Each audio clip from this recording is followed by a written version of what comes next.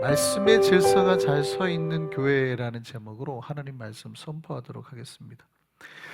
여러분, 우리가 신자가 가져야 될 지혜가 있어요. 우리 신자가 가져야 될 지혜 중에 우리가 고린도서에 보면 은사라고도 말하고 있죠. 근데 우리가 신자가 가져야 될 이 세상을 살아갈 때 지혜가 있는데, 그게 지혜가 뭐냐면 여러분, 분별의 지혜입니다. 그러니까 영분별의 은사라고도 하죠. 근데 뭘 분별해야 되느냐, 이게 중요한데, 많은 신자들이 분별의 은사가 얼마나 중요한지를 잘 놓치고 살아가요. 그러니까 내가 분별의 은사가 없어요. 근데 내가 되게 착해. 나는 되게 착해. 근데 분별의 은사가 없어요. 근데 괜찮다고 생각을 하시는 거예요. 근데 그러면 안 돼요. 여러분, 신자는 비둘기같이 어떻게 해야 돼요? 순결해야 되지만 뱀처럼 지혜로워야 돼. 이게 굉장히 반대말 같잖아요. 비둘기하고 뱀하고 같이 가기 어려운 말이잖아요. 그죠? 이 같이 있기 어려운 동물이에요. 비둘기하고 뱀하고 같이 있을 수 있어요? 근데 예수께서 뭐라 하냐, 우리 신자들에게 너희는 비둘기같이 순결하기도 해야 되는데 뱀처럼 지혜로워야 된다고 말한단 말이죠. 이 두 개가 같이 있어야 돼요. 근데 오늘날 신자들이 가끔 어떤 신자들은 진짜 비둘기같이 순결하기만 해. 이 비둘기같이 순결한 게 좋은 거예요, 나쁜 거예요? 좋은 거죠. 나쁜 게 아니에요. 아니, 늑대처럼 사악하면 안 되지. 신자들이 늑대처럼 사악하면 이상한 거예요. 비둘기같이 순결한 건 좋은 거예요. 근데 거기서 끝난 게 문제라는 거죠. 자기가 비둘기같이 순결하는 거에 대해서 만족하고 살아가는 신자들이 많아요. 뱀처럼 지혜롭지 못한 거가 문제가 있다는 걸 모르는 거예요. 뱀처럼 지혜로워야 되는데 그렇지 못한 거가 문제라는 걸 잘 몰라요. 원래 사탄이 그런 사람들을 되게 잘 미혹합니다. 그런 사람들을 되게 잘 흔듭니다. 교회를 시끄럽게 할 때, 가정을 시끄럽게 할 때, 혹은 내 마음을 흔들 때 그런 사람들을 흔드는 게 너무 쉽거든. 뭐가 옳은지 그른지 뭘 잘 모르며 조금만 흔들어도 이 사람들은 그냥 따라가거든요. 여러분, 이 세상에 살아갈 때 우리 신자들이 가져야 될 지혜 중에 하나가 뭐냐면 분별이에요. 분별. 굉장히 중요합니다. 특별히 뭐에 대한 분별이냐면 내가 들어야 될 것과 듣지 말아야 될 거를 이거 분간하는 거. 오늘날에는 정말 많은 소리들이 있습니다. 옛날하고는 비교도 안 되는 많은 소리들이 있어요. 근데 이게 오피셜한 소리처럼 우리에게 다가오거든요. 나라에서 주는 메시지. 옛날에는 임금님이 대자보 이런 거 잘 안 붙이잖아요. 그러면 이제 그 포도청 같은 데 가면 방으로 가끔 붙였지. 뭐 임금님이 뭘 붙여요? 근데 요즘에는 뉴스 같은 데 틀면 대통령 명령 뭐 이렇게 오피셜하게 뭐가 온단 말이죠. 요즘에는 TV 같은 데 보면 저게 오피셜한 거구나. 우리가 이렇게 받아들인단 말이죠. 라디오를 불어도 그렇고, 혹은 요즘에는 이제 유튜브 같은 거 말이에요. 그러니까 소리가 정말 많아요. TV, 라디오, 유튜브, 요즘에는 뭐 광고에서도 뭐 이거 사야지 정상입니다. 물건은 이게 좋습니다. 막 정말 많은 소리가 있어요. 사람들도 저 집 사야 돼, 뭐 해야 돼, 뭐 수다 수다 수다. 정말 많은 소리가 있거든요. 자, 우리 교회 이 많은 말이 들리는데 여러분, 이 말을 다 들어야 돼요? 우리 귀에 들리는 말을 다 들어야 돼요? 내 말은 그게 다 맞다고 우리가 인정해야 되냐고요? 아니에요. 내가 그 말 중에서 들어야 될 말, 혹은 저거는 아닌 말, 분별해야 된단 말이죠. 제가 앞에서 방금 말씀드렸는데 뱀처럼 비둘기처럼 순결하신 분들만 있어요. 어떤 분들은 뱀처럼 지혜로워야 되는데 이거를 구별 못하고 마음이 착해요. 착하기만 해요. 다른 사람의 말 다 들어줘요. 그런데 여러분, 이 사람이 착한 게 맞아요? 다르게 표현하면 어리석은 거가 될 수도 있어요. 목사님이 너무한 말 아닙니까? 뱀처럼, 아니, 비둘기처럼 순결한 사람한테 어리석다니요. 그 얘기는 뭐냐면 비둘기처럼 지금 지혜롭지 못하다는 말의 반대말이에요. 그러니까 비둘기처럼 순결하기만 하지 뱀처럼 지혜롭다는 말에 지혜롭지 못한 것에 대한 표현이라고요.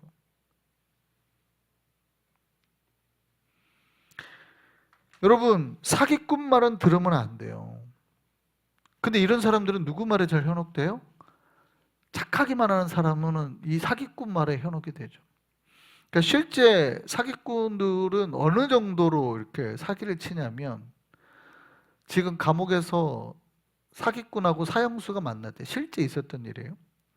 사기꾼하고 사형수가 만났어요. 근데 사형수는 곧 죽잖아요. 근데 사기꾼이 그 사형수를 속닥거려요. 그래가지고 사형수가 사회에 있는 자기 누나한테 돈을 5천만 원 줘갖고 그 사기꾼 나가면 땅 사라고 그래가지고 그 땅을 샀대. 이미 사형수는 죽었는데. 사기꾼들은요, 감옥에서도 사기를 친대요. 그러니까 우리 귀에 들린 말 중에 이게 내가 들어야 될 말인지 듣지 말아야 될 말인지를 분간하는 게 신자들의 지혜란 말이에요. 사실은 세상은 우리에게 너무나 많은 말을 듣게 합니다. 그러면 지혜는 뭐냐면 내 말 중에서, 수많은 말 중에서, 내 귀에 들리는 소리 중에서 내가 무엇을 들어야 되고 무엇을 듣지 않으면, 무엇을 내가 거절해야 될까를 분별해야 된단 말이죠. 여러분, 그 말 중에는 누구의 말도 있어요? 사탄의 말도 있거든요. 그럼 잘 들어보세요. 여러분, 사탄이 정말 여러분에게 많은 말을 하는데, 여러분, 사탄이 여러분 귀에 하는 말이 여러분 귀에 거슬릴까요? 달콤할까요? 여러분 잘 생각해 보세요. 사탄이 여러분 귀에 하는 말은 여러분 귀에 굉장히 거슬릴까요? 달콤할까요? 놀랍게도 100% 달콤합니다. 여러분 잘 기억하셔야 돼요. 사탄이 내 귀에 하는 말은 거슬려요? 달콤해요? 달콤해요. 여러분, 사탄이 하는 말에 100% 내 귀에 달콤해요. 희한해요. 여러분, 사탄이 내 귀에 거슬리는 말을 할까요? 안 할까요? 안 하죠. 사탄이 내 귀에 거슬리는 말을 왜 합니까? 거슬리는 말을 하면 내가 사탄의 말에 미혹이 돼요, 안 돼요? 아니, 절대 안 되지. 사탄은 절대 내 귀에 거슬리는 말을 안 합니다. 사탄은 내 귀에 달콤한 말만 하지. 굉장히 놀라운 거예요. 사탄은 내 귀에 달콤한 말만 해요. 미혹되라고. 그 말대로 해야 내가 잘 될 것 같거든. 그 말대로 해야 내가 뭐가 지금 잘 풀릴 것 같거든. 아니, 사기꾼은 진짜 내가 마치 그럴듯하게 한다니까요. 달콤해요. 내가 죽더라도 우리 누나한테 5천만 원 정도 해갖고 10배는 내가 갖고 5억은 벌게 만들어줘야지. 이런 생각을 하게 만든단 말이에요. 달콤해요. 야, 저것만 하면 10배가 수익이 날 거야. 달콤해요. 근데 잘 반대로요. 제가 반대말도 드릴게요. 하나님의 말씀은 내 귀에 거슬릴까요? 달콤할까요? 사탄의 말은 내 귀에 달콤하다 그랬잖아요. 자, 사탄의 말은 내 귀에 달콤해요. 근데 하나님의 말씀은 내 귀에 거슬릴까요? 달콤할까요? 놀라운데 하나님 말씀 대부분이 우리 귀에 거슬려요. 진짜 하나님 말씀은 대부분 우리 귀에 거슬려요. 왜요? 인간은 본디 뭐기 때문에? 죄인이기 때문에. 우리는 본성 자체가 죄인이기 때문에 자꾸 우리의 삶은 하나님으로부터 멀어지려고 그러거든요. 그러니까 하나님께서 하는 말씀이 굉장히 좋게 표현하면 잔소리로 들리고요. 나쁘게 조금 중간 정도로 하면 혼내는 것처럼 들리고요. 진짜 나쁘게 우리가 표현하면 협박하는 것처럼 들려요. 하나님 말씀. 웬만하면 잔소리예요. 야, 너 그렇게 하지 마. 이 정도로 들리는 거고요. 조금 나쁘게 들리면 너 돼갖고 그냥 그렇게 하면 되겠어 이렇게 들리는 거. 완전 나쁘게 말하면 너 가만 안 둬 이렇게 들린단 말이에요. 하나님 말씀은 대부분. 그러니까 하나님 말씀을 성도들이 들었을 때 대부분 어떻게 들리냐면 자꾸 나한테 혼내는 것 같은데 하고 내 귀에 자꾸 거슬려요. 사탄의 말을 달콤하고 괜찮아. 야, 집사가 그래도 돼. 괜찮아. 저기 옆에 집사도 그러잖아. 괜찮아. 이렇게 다. 사탄은 항상 우리에게 그렇게 말합니다. 뭐 하잖아요. 괜찮아. 야, 좀 천천히 가. 괜찮아. 교회 다 늦고 그러는 야, 괜찮아. 항상 사탄의 말은 우리 귀에 달콤해요. 하나님은요. 그러면 안 되지. 정신 차리자. 똑바로. 왜? 좋게 들어야 잔소리고 조금 나쁘게 들으면 혼내는 거고 진짜 세게 잘못 들으면 협박하는 거예요. 너 그러다가 죽어. 너 망해. 너 혼나. 진짜 가만 안 둬. 이렇게 들린단 말이에요. 하나님 말씀. 성경을 보세요. 이스라엘 백성이 하나님이 대부분 어떻게 말해요? 너 똑바로 하자. 별로 안 좋아 너. 너 그러다가 가는 수가 이렇게 줘. 대부분. 하나님 말씀이. 물론 완전히 잘못했다가 돌아올 때는 내가 너를 회복시켜 주겠다는 메시지를 많이 주시긴 하지만 오히려 잘하는 신자들에게는 하나님이 대부분 하시는 말씀이 막 사고치는 사람들에게는 회복의 메시지를 주지만 잘하고 있는 신자들에게 주시는 하나님 메시지는 대부분 경고입니다. 똑바로 안 하면 큰일 난다. 정신 차리라. 이러죠 대부분. 그러니 이 말씀이 내 귀에 달콤해요, 거슬려요? 거슬려요. 여러분 잘 기억하셔야 돼요. 하나님 말씀은 우리 귀에 거슬려요. 여러분 설교를 들었는데 설교가 너무 달콤해요? 조금 갸웃해봐야 돼요. 근데 설교가 너무 좀 막 자꾸 뭐 찔려요? 그러면 감사해야 돼요. 하나님 지금 나를 이렇게 바르게 말씀하시는구나.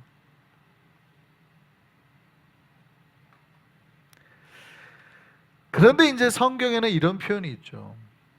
진짜 신앙이 좋은 분들은 그렇게 자기를 찌르고 자기를 혼내고 자기한테 막 이렇게 하는 메시지가 어떻게 들린대요? 달콤하게 들린다 그러죠. 그러니까 신앙이 좋은 사람들은 그렇게 들린다네. 하나님의 말씀은 뭐보다 더 귀하고 금보다 더 귀하고 하나님 말씀은 송이꿀처럼 달다 이러잖아요.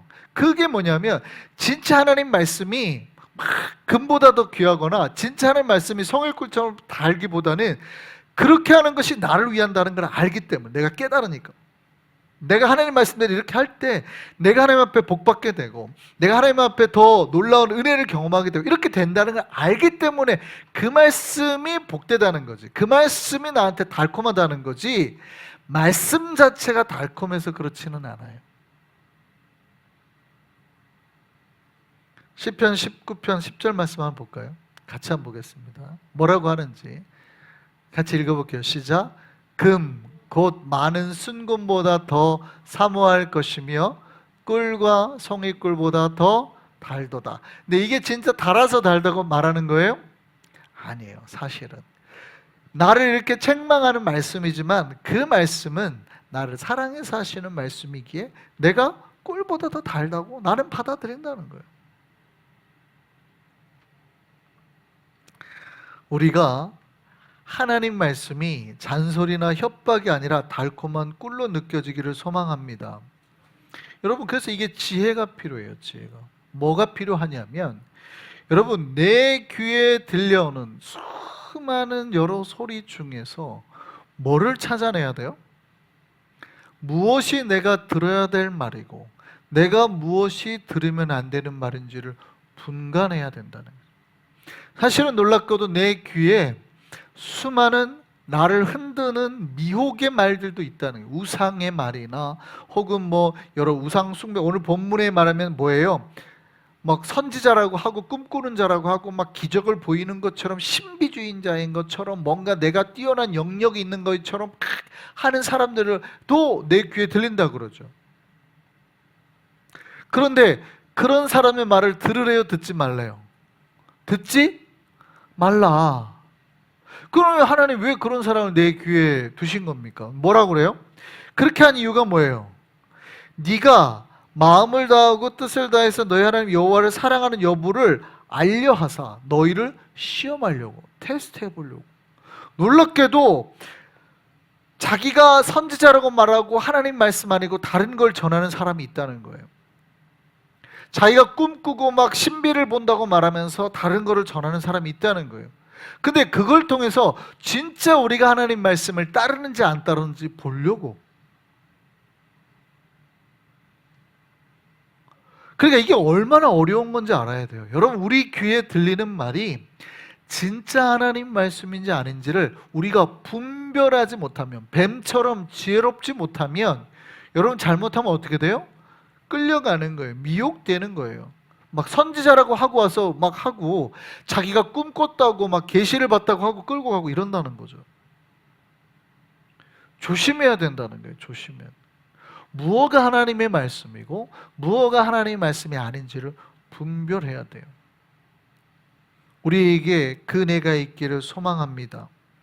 그래서 우리는 하나님의 말씀을 깨달아서 하나님의 말씀을 따르고 그의 명령을 지키고 그의 목소리를 청종하고 섬기고 그만 의지해야 돼요. 그리고 주의 말씀이 들으면 어떻게 돼요? 주의 말씀은 아까 뭐라고 그랬어요? 주로 잔소리나 책망이나 협박이라고 그랬죠. 그 말씀을 들으면 좋은 신자들은 어떻게 해요?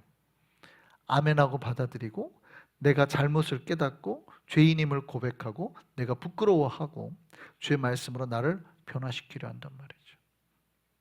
그래서 좋은 교회의 특징이 있어요. 좋은 교회. 저는 우리 한성교회가 좋은 교회가 되기를 소망합니다. 좋은 교회는 바로 이 질서가 잘 잡혀 있는 교회예요. 무슨 질서? 질서가 잘 잡혀 있다는 건 무슨 질서가 잘 잡혀 있다는 거예요? 말씀의 질서가 잘 잡혀 있다. 내가 무엇가 들어야 되고 무엇가 듣지 않아야 되고, 내가 말씀을 들었을 때 내가 어떻게 행동을 해야 되고 어떻게 반응을 해야 되고, 이런 질서들이 잘 잡혀 있는 교회예요. 내 하나님 말씀이 들리면 어떻게 해요? 근데 이게 질서가 완전히 무너진 교회는 어떻게 해요? 이게 하나님의 말씀인지 아닌지를 우선 헷갈려요. 그리고 막 여기서는 이 말이 맞는데요? 막 저 말이 맞는데요? 이쪽 길로 가야 되는데요? 막 성도들이 헷갈려요.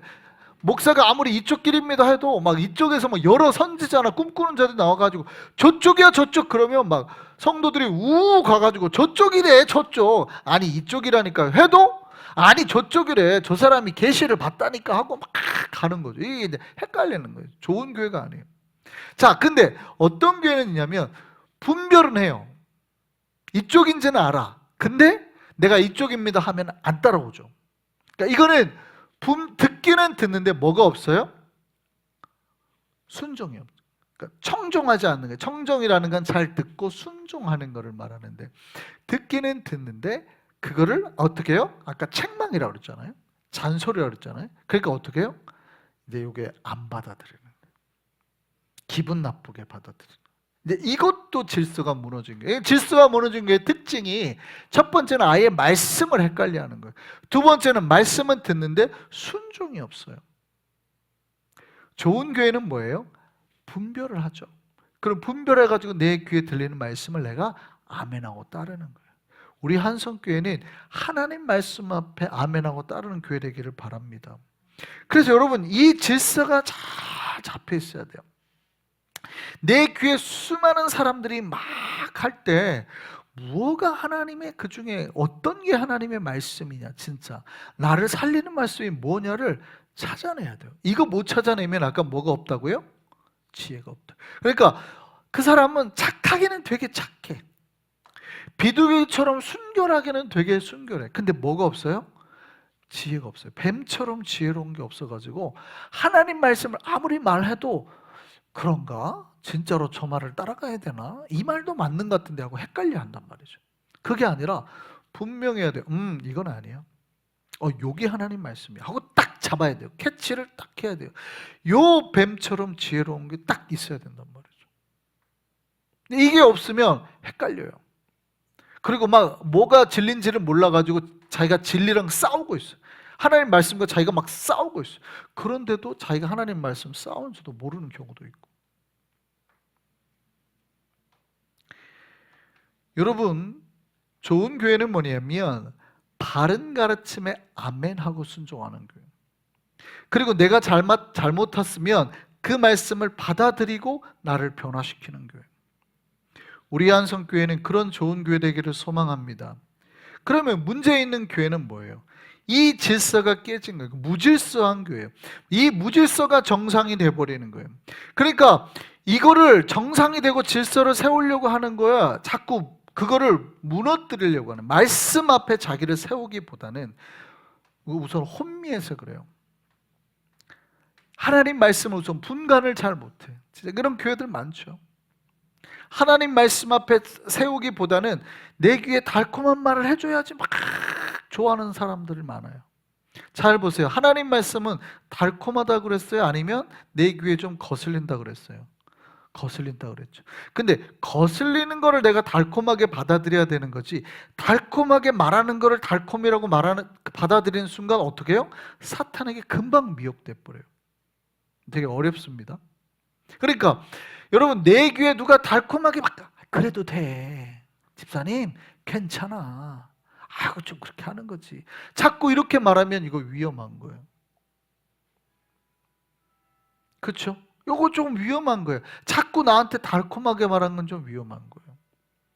그 문제 있는 교회는 누군가가 무엇을 잘못을, 첫 번째는 헷갈려하는 거고, 두 번째는 말씀을 전했을 때 아멘하고 받아들여야 되는데 그거를 못하는 교회. 그리고 말씀 앞에 자기의 핑계를 대는 교회. 물론 핑계를 댈 때 자기 핑계를 대면 잘 안 먹히니까 오늘날에 많은 성도들이 누구 핑계를 대요? 하나님. 그러니까 왜 은혜로 합시다, 은혜로. 사랑으로 합시다, 사랑으로. 우리가 똑바로 해야 됩니다. 그러면 대충 뭐라 그래요? 참, 교회가 은혜가 없어, 사랑이 없어, 이런단 말이죠. 그러니까 그 은혜와 사랑은 누구로부터 와요? 하나님으로부터 오는 거잖아요. 그러니까 놀랍게도 은혜가 없어, 사랑이 없어라는 말을 써요. 그러면 마치 내가 하는 말은 하나님이 주신 말인 것처럼 포장을 해버리는 거죠. 근데 그게 아니라 누군가가 하나님께서 나에게 잘못했다고 말하면 내가 어떻게 반응해야 돼요? 부끄러워하고 죄송합니다 말하고 바꿔야죠, 이렇게 말을 해야 돼요. 그죠? 교회가 그래야지 거룩해지고 성장을 해야 되는데 누군가가 잘못했다고 말을 하면 뭐라고 그래요? 교회가 은혜가 없어서, 사랑이 없어서. 이거는 하나님의 말일까요? 사람의 말일까요? 사탄의 말일까요? 놀랍게도 은혜와 사랑을 말하는데 사탄의 말일 확률이 높아요. 물론 그럴 때도 있지만, 우리가 누군가를 용서하고 해야 될 때도 있지만, 그 용서는 그 사람이 진짜 용서를 바랄 때. 예를 들어서 예배부장이 누군가 예배 늦게 왔는데 예배 늦지 말고 일찍 오세요라고 했어요. 그러면 어떻게 반응하는 교회가 좋은 교회예요? 그 말을 듣고 부끄러워하고 일찍 와야죠, 이렇게 반응해야 돼요. 근데 어떻게 해요? 갑자기 이 사람 마음속에 뭐가 와요? 응어리가 생기는 거예요. 참, 지가 예배부장이라고, 나 예배 늦게 왔다고 응어리가 지는 거예요. 좋은 교회, 안 좋은 교회? 근데 이 사람이 거기다 대고는 말을 못하죠. 근데 이제 다음 주에 또 늦었어? 근데 이 예배부장이 와가지고 왜 집사님 예배 늦으세요? 했더니 이제 어떤 현상이 나요? 같이 늦은 사람 중에 누군가 또 다른 사람이 있잖아요. 그 사람이 말을 하는 거예요. 다수가 예배부장한테 뭐라고 말해요? 아니 왜 자꾸 우리가 얼마나 주일날 바쁘게 오는데 말이야, 그런 거 갖고 뭐라고 하는 거예요. 교회가 은혜가 없어갖고, 사랑이 없어가지고, 우리가 막 늦게 오고 싶어서 그래? 해야 될 일이 얼마나 많은데, 얼마나 많은 일을 처리하고 오는지 알아? 라고 말은. 그럼 갑자기 누가 나쁜 사람이 되는 거예요? 예배부장이 나쁜 사람이 되는 거죠. 그렇게 주일날 바쁘게 막 교회 오려고 신경 써오는 사람들의 마음을 배려를 못 해준 누가, 그러니까 정작 늦은 건 누가 늦었어요? 예배 늦은 사람들이 있는데도 불구하고 늦으면 안 됩니다고 말한 예배부장이 나쁜 사람이 돼버렸죠. 이해되세요? 좋은 교회일까요, 안 좋은 교회일까요? 이게 이제 약간 이제 앞으로 점점점 무너질 기미가 보이는 교회. 이게 은혜와 사랑인 것 같아요? 아니에요. 은혜와 사랑은 누가 말하는 거예요? 은혜와 사랑은 놀랍게도 예배부장이 말해야 돼요. 본인들이 은혜와 사랑을 얘기를 하면 안 돼. 은혜와 사랑은 항상 누가? 용서를 해주는 쪽에서. 죄송합니다. 우리 부장님 죄송합니다. 제가 일찍 왔어야 되는데. 그럴 때 뭐라 그래요? 아유, 다 그럴 수 있죠. 다음 주에 또 잘 나오시면 되죠. 누가 지금 은혜와 사랑을 베풀어야 돼요? 예배부장이 은혜와 사랑을 베풀어야 되는 거예요. 근데 잘못한 쪽에서 지금 은혜와 사랑을 외치고 있어요. 이거는 뭐예요? 기독교 사랑을 완전 잘못 이해한 거죠.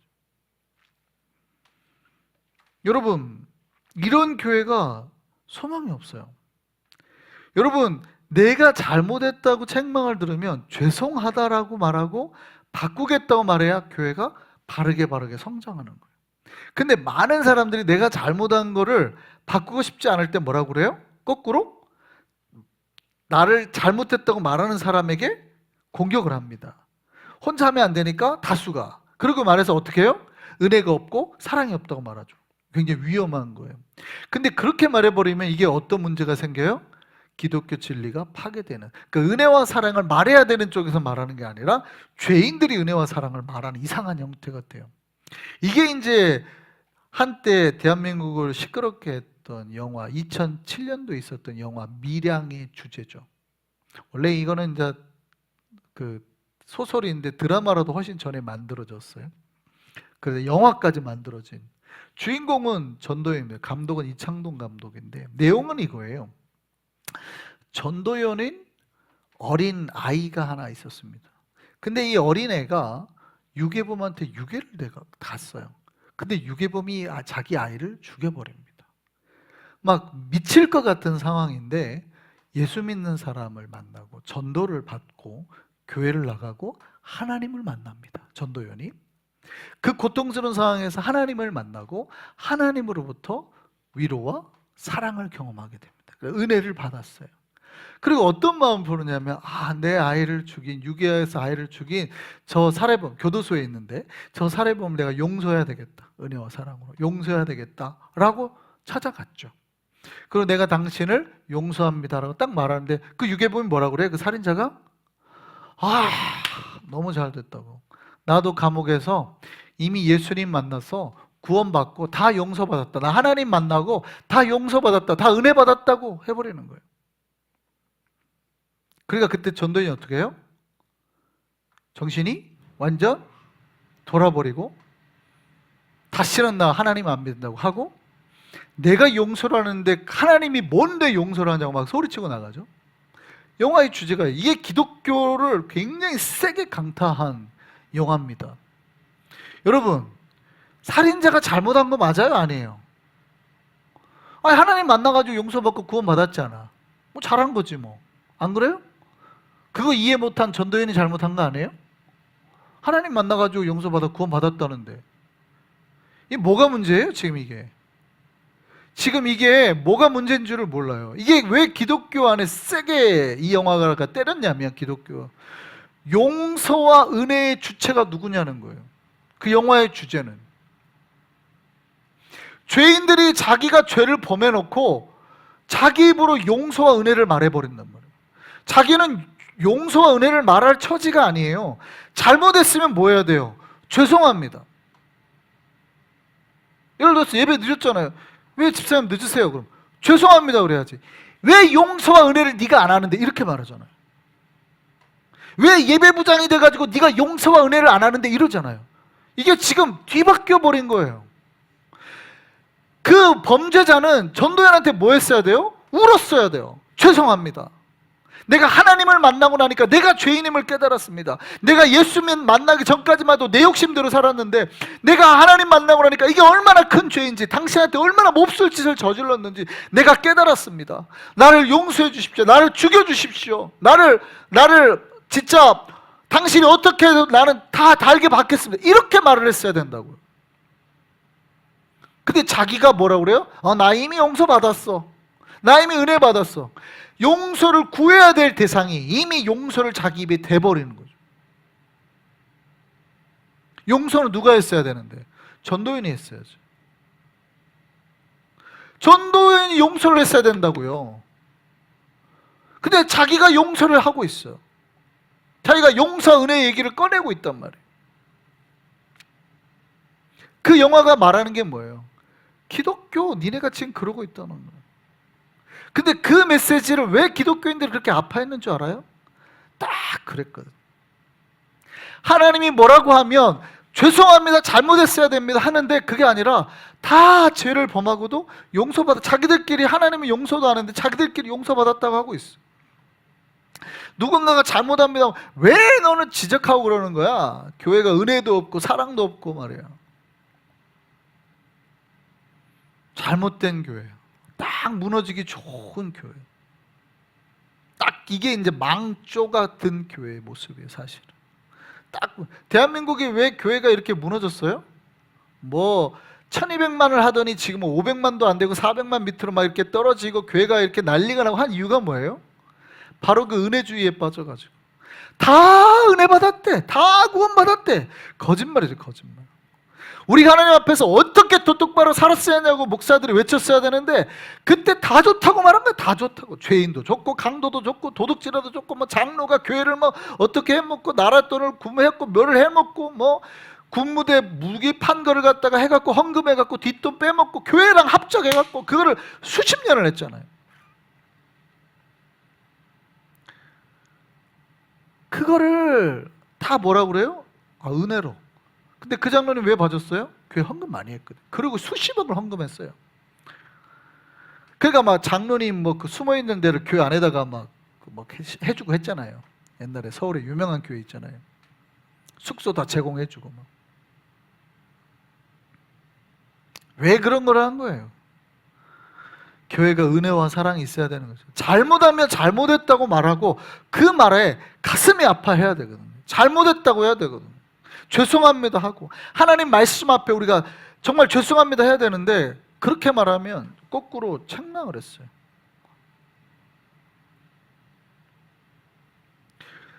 무엇가 잘못된 건지를 잃어버린 거예요. 무엇가 잘못된 거죠. 여러분 조심해야 돼요. 오늘 하나님 말씀 뭐라고 그래요? 너희 중에 선지자나 꿈꾸는 자가 있으면 너 우리한테 지금 다른 말 하는 거예요. 미혹하는 말을 하는 거예요. 이런 사람들은 어떻게 하라고요? 죽이라. 와, 굉장히 무서운 말이에요. 너희 중에 선지자라고 말하고 꿈꾸는 자가 있다면 죽이라. 너희가 하나님 말씀에서 그들이 배반하게 만들고 하나님 말씀에서 멀리 떨어지게 만들고 너희 중에 악을 행했으니까 그 악을 제하라, 죽이라. 굉장히 무서운 말씀이죠.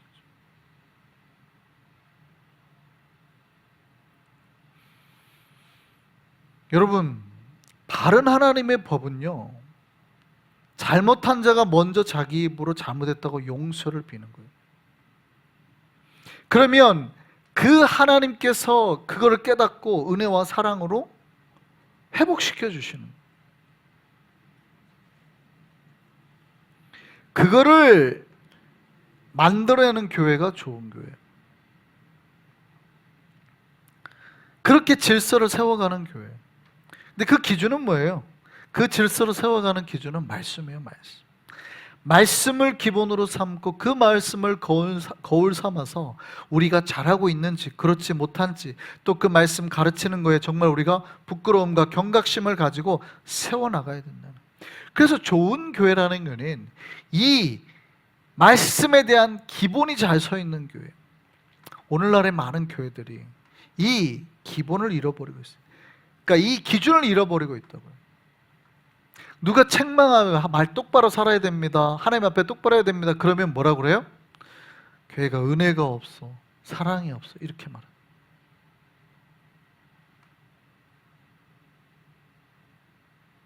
여러분, 은혜와 사랑이 나쁜 게 아니에요. 은혜와 사랑은 너무 좋은 거죠. 아무도 하나님의 은혜와 사랑 없이는 구원받지 못합니다. 근데 문제는 그 죄인이 내가 죄인이라고 고백을 해야 돼요. 내가 죄인이라고 고백을 하고 주님 앞에 내가 죄인임을 고백하고 예수 그리스도를 받아들여야 역사가 일어나는 거지. 내가 죄를 범했는데 야, 내가 무슨 나를 그냥 나는 죄인이지만 그냥 나를 사랑과 은혜로 받아들여 하는 사람을 구원하는 게 아니에요. 예수님 옆에 강도 2명이 있지만 예수 그리스도를 인정하고 자기가 죄인임을 고백한 강도만이, 예수님을 조롱한 강도가 구원받은 게 아니잖아요. 그렇잖아요. 자기가 죄인임을, 우리 같은 사람이야 죽어도 마땅하지만 저분, 죄 없는 저분이 왜 죽어 마땅하냐고. 저분은 죽어서는 안 되시는 분, 이렇게 달려서는 안 되시는 분이라고. 그 사람에게 은혜와 사랑이 있는 거예요. 그 사람에게 약속이 있는 거예요. 여러분, 우리 한성교회는 기본이 잘 서 있고 기준이 잘 서 있는 좋은 교회일까요? 아니면 혹여나 내 귀에 잘못된 말은 듣기 싫어가지고 막 하는 그런 흔들리는 교회일까요? 저는 우리 한성교회가 좋은 교회가 되기를 바랍니다. 첫째는 어떻게 해야 된다고요? 말씀을 분별할 줄 알아야 돼요. 두 번째는 분별했으면 뭐 하자? 이제 순종하자. 내 죄를 고백하고 내가 잘못했음을, 죄인임을 고백하고 순종하자. 그래서 순종하라는 말은 바꾸라는 거예요. 바꾸라. 예를 들어서 내가 예배 때마다 자꾸 늦어. 그러면 일찍 와야지. 내가 자꾸 뭐를 하나님 앞에 잘못하는 것 같아요. 그러면 이제 그걸 바꿔야죠. 이해되세요? 그러면 이 교회는 좋아질 수밖에 없어요. 그런데 잘못한 거를 괜찮아, 달콤하게 해버려요. 또 잘못했어요. 너도 괜찮아. 어떻게 보면, 얼핏 보면 다 은혜로 가는 교회 같죠. 다 은혜로 가는 교회 같잖아요. 교회가 은혜가 있어야지, 사랑이 있어야지, 집사님도 괜찮고 10분씩은 늦읍시다, 이렇게 해버리면 어떻게 돼요? 이제 교회가 무너지는 거죠. 그런 게 아니에요. 오히려 더 바르게 세워져야 되는 거죠. 여러분, 우리 한성교회는 말씀 앞에 이 말씀의 질서가 잘 서 있는 교회 되기를 바랍니다. 그러면 복은 자연스럽게 와요. 하나님의 복은, 신명기의 복을 말하는 이 복의 장은 사실 너무 간단해요. 언제 복을 받은대요? 너희가 들어와도 복 받고 나가도 복 받고. 신명기 이 복의 말씀은 어디 있대요? 너희가 방금 한 이 하나님의 말씀을 잘 듣고 청종하면. 청종이라는 거는 맑게 잘 듣고 순종하는 거예요. 하나님 말씀대로 듣고 청종하면 너희가 들어와도 복 받고 나가도 복 받고, 앉아도 복 받고 일어서도 복 받고, 너희의 밥그릇도 복 받고, 그렇죠? 떡반죽 그릇도 복 받고. 그러니까 너희가 하는 일마다 다 내가 복되게 해줄게. 이건 그 하나님 약속이에요. 할렐루야. 근데 우리가 막 자꾸 이거 복을 달라고 기도하는데 그럴 필요가 없어요. 그런 기도 안 하셔도 되는 거예요. 그냥 우리가 하나님 말씀 앞에 아멘 하고 주의 말씀에 순종하면 되는 거예요. 근데 성도들이 그거는 싫어해요. 힘드니까. 왜냐면 듣기가, 아까 어떻게 하나님 말씀은 달콤한 게 아니라 거슬린다 그랬잖아요. 말씀이 거슬리거든. 자꾸 뭐 해라, 열심히 해라, 뭐 이게 거슬려요. 근데 그거는 힘드니까 안 하려고 하고, 뭐는 받아달라고요? 복은 달라고 그래요. 앉아도 복 받고 일어서도 복 받고 이거 달라고. 근데 하나님 말씀은 조건, 너희가 내 말을 잘 듣고 청종하면 그냥 너희가 아무것도 안 해도 돼. 너희가 뭐 해도 된다. 꼭 니네가 이 비즈니스 하라는 게 아니야. 무슨 비즈니스 해도 돼. 그냥 네 손으로 하는 것마다 복 줄게, 이거예요. 그러니까 목사님 뭘 해야 복 받을까요? 그거 없어요. 아무거나 해도 돼. 다만 뭐예요? 너희가 그거 할 때마다 하나님 말씀 앞에 아멘하고 순종을 하는. 근데 성도들은 자꾸 착각해요. 이거 하면 복 받을까요? 저거 하면 복 받을까요? 아니요, 아무거나 해도 돼요. 아무거나 해도 상관없어요. 다만 그거 하는 사람이 지금 하나님 말씀 앞에 내가 그 말씀을 힘들어하지 않고 아멘하고 순종하고 있느냐. 우리가 정말 하나님 앞에서 정말 말씀의 질서가 잘 서 있는 교회가 되어서 정말 주님 앞에 복 받는 교회로 나아가길 소망합니다. 예배로, 충성으로, 헌신하러 나아가서 온전한 복을 누리는 저와 여러분 되기를 바랍니다.